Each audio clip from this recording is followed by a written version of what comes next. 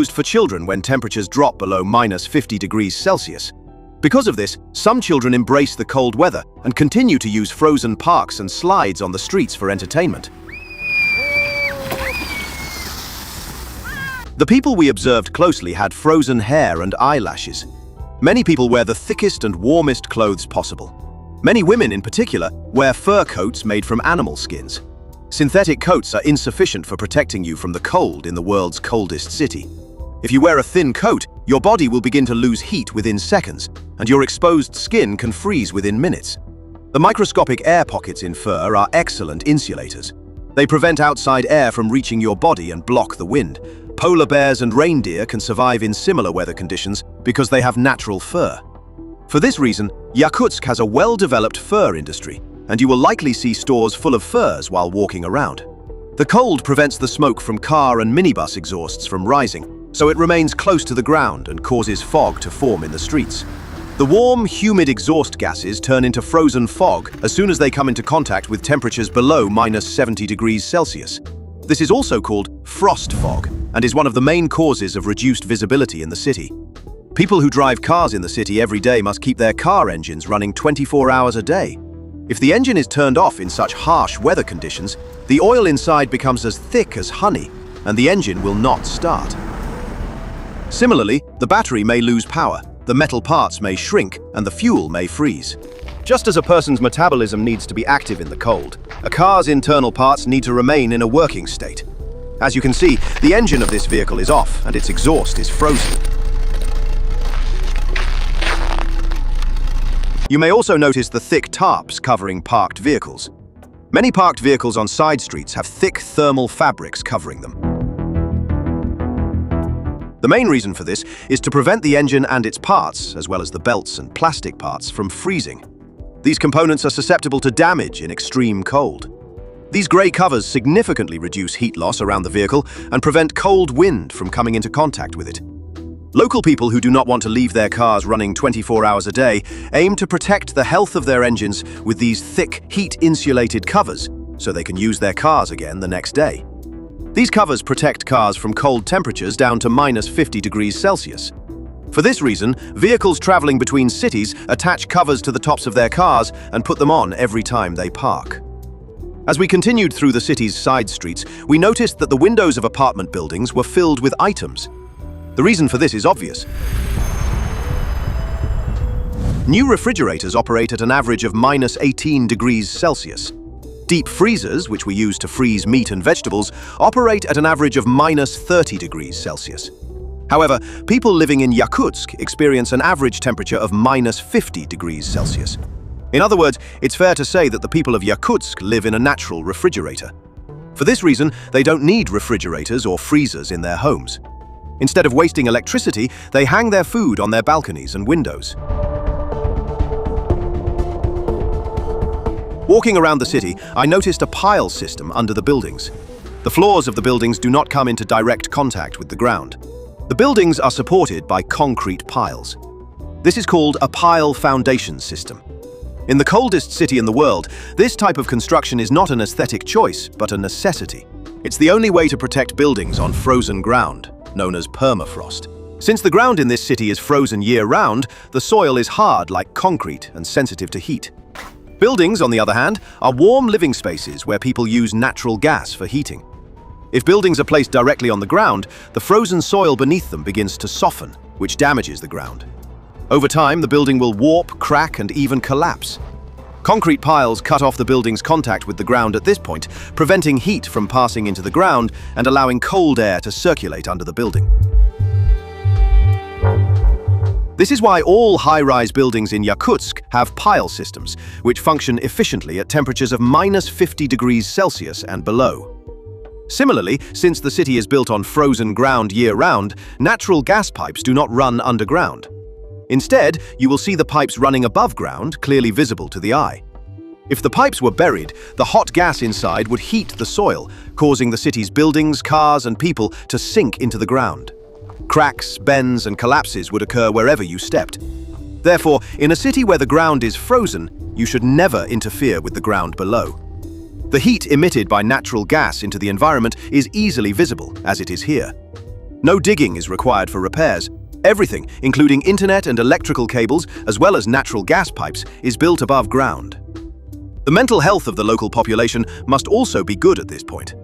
Walking around these pipes, approaching them with fire or damaging them with piercing tools could be fatal for you and the entire city.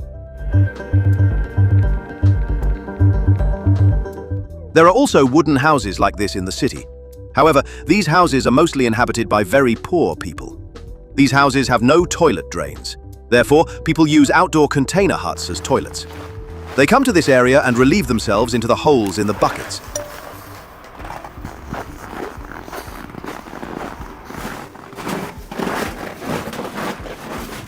Then, they empty the accumulated toilet waste from the buckets under the holes into large barrels. Since the weather is too cold for harmful bacteria to spread, the open sewage does not cause epidemics in the city. However, even under these conditions, it is extremely difficult and troublesome to meet your needs. Let me show you how food and drinks react in the coldest city in the world. We went to a supermarket with a local friend and bought some food.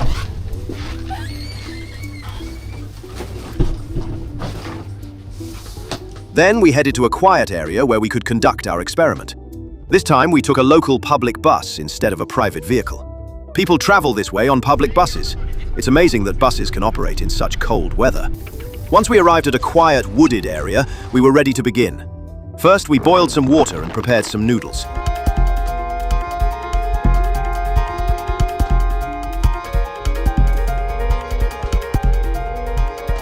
Imagine trying to eat this noodle dish at an outdoor cafe or fast food restaurant.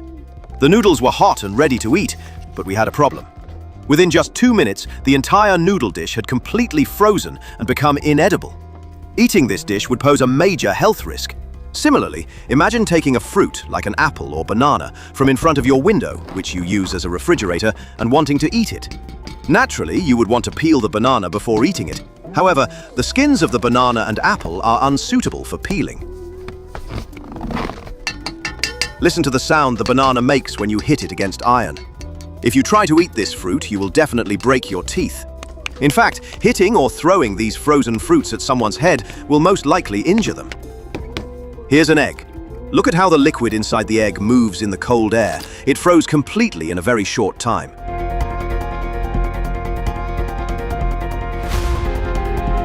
At -71 degrees Celsius, you can safely throw a thermos of boiling water over your head.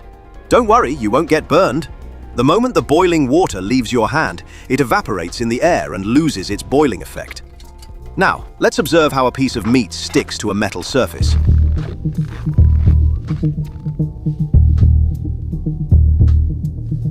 As you can see, meat at a certain temperature sticks to the metal surface the moment it touches it and breaks apart when pulled away. Humans also have a natural body temperature, so they should avoid allowing metal objects to touch their bodies directly in this freezing city. For example, if you wear glasses with metal frames, they may stick to your ears, forehead, and cheeks when you walk outside. Trying to remove the glasses could cause a piece of skin to tear off your face. Similarly, boots and shoes with metal zippers that come into direct contact with the skin are not preferred in Yakutsk. Here's another experiment for you. Imagine washing your clothes in the coldest city in the world without a dryer. You would have no choice but to hang your clothes outside and wait for them to dry. But there's a big problem. Your wet laundry will freeze like paper in temperatures reaching -70 degrees Celsius. As soon as wet clothes come into contact with the air, they become hard and brittle within seconds. After that, your clothes will be significantly deformed, just like in this experiment.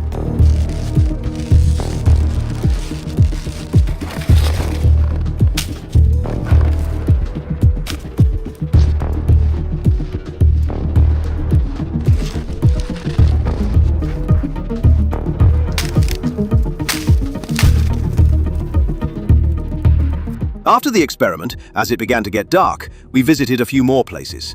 But first, we needed to go to a warm cafe and let our camera rest. Cameras can malfunction and stop working in such cold weather. We were also curious to see what cafes looked like in this freezing city.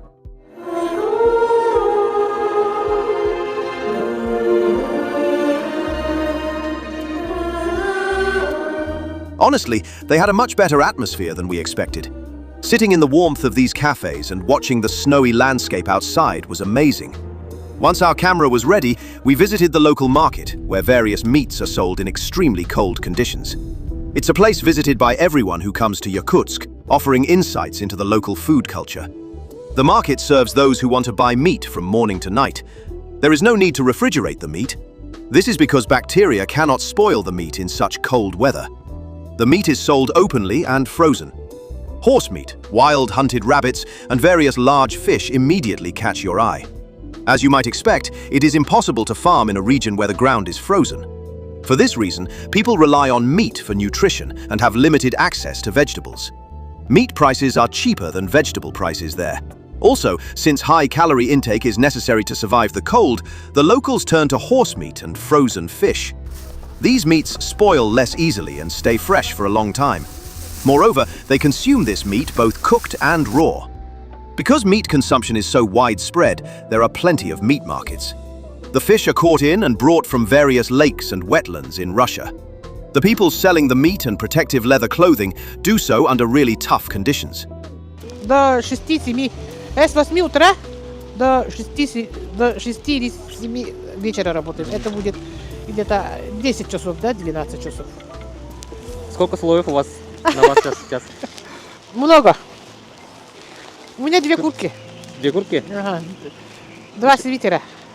И шарфики. Если одеваться хорошо, все равно идем греться.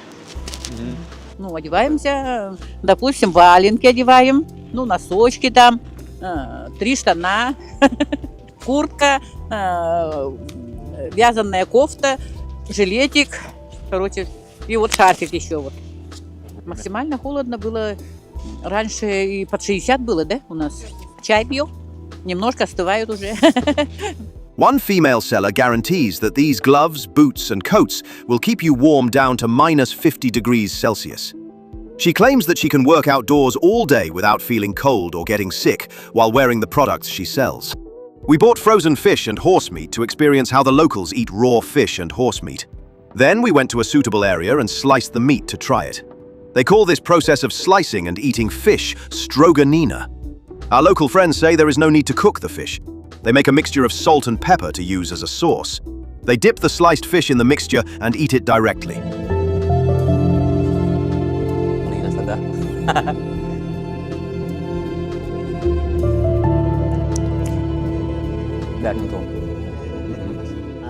They claim that eating raw fish saves fuel and time, and that it prevents heat loss from the body more effectively.